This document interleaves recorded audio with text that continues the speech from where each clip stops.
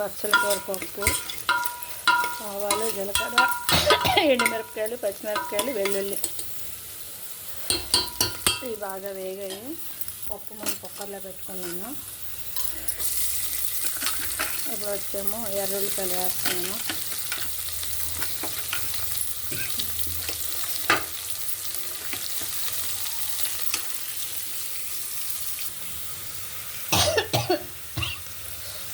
ఉల్లిపాయలు అన్నీ వేసుకొని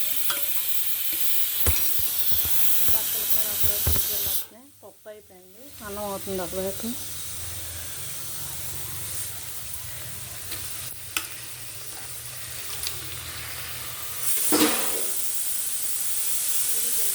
కంటి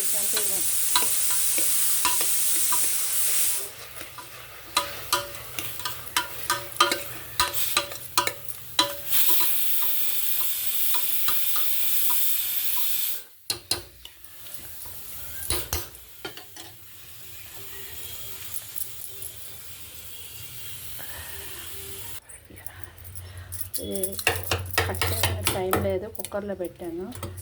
అట్ల కట్ట ఇంకా ఇలా అనేసి పప్పులో వేసేస్తాను.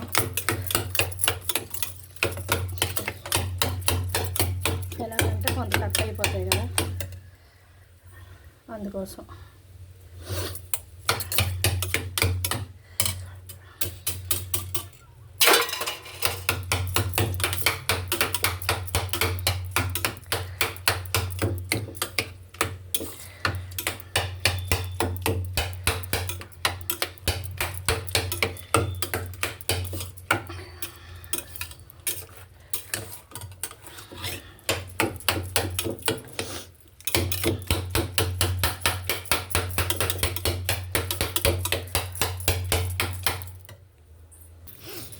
చింతపండు పుల్ల, పప్పు, ఉడికించిన బచ్చల కూర అన్నీ వేస్తాను.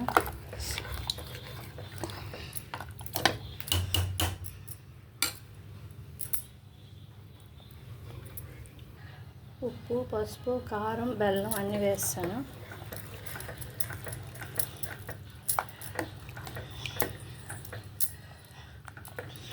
అవి శనగిని తీసుకోమ్మా టేస్ట్. ప్లేట్ అయినా సరిపోద్ది, ప్లేట్ అయినా సరిపోద్ది. సరిపోద్దా? అదే ఇది బాగా ఉడికేస్తే ఇంక గొడవే లేదు. అంటే కొంచెం ఇప్పుడే ఏమైనా వేసామనుకో, ఇది ఇప్పుడే ఏమైనా చాయిస్ ఉంటుంది ఉడికినప్పుడు. కొంచెం వేరే తెలియదు లేకపోతే. Okay okay.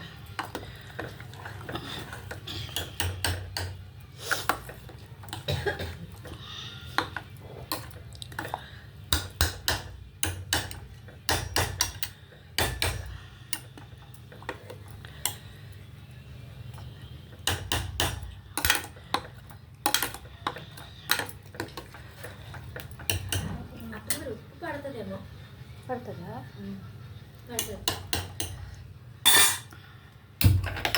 చలి ఇది పనిలో ఉంటుంది.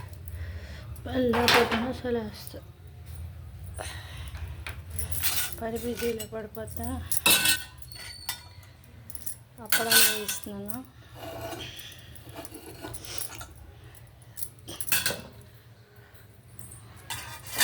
ఇంకా పప్పు అవుతుంది. ఈరోజు ఇంకా కూర ఏం చేయలేదు, పప్పు అప్పడాలే. అన్నం అయిపోయింది, పప్పు అప్పడాలు.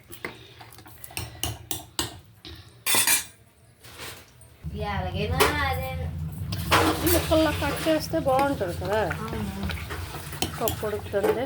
బచ్చల కూర పప్పు, ఆర్గానిక్ బచ్చల కూర పప్పు. బచ్చల కూర ఒక్కటే ఆర్గానిక్. టమాటా, ఉల్లిపాయలు, వెల్లుల్లిపాయ ఇవేవి ఆర్గానిక్ కాదు. ఆకుకూర ఒక్కటే ఆర్గానిక్.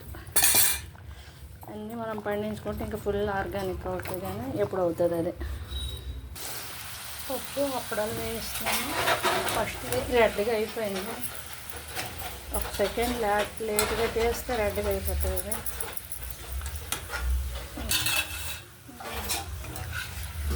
ఓకే, పప్పు ఉడకడం అయిపోయింది. లైక్ చేయండి, షేర్ చేయండి, సబ్స్క్రైబ్ చేయండి. Thank you.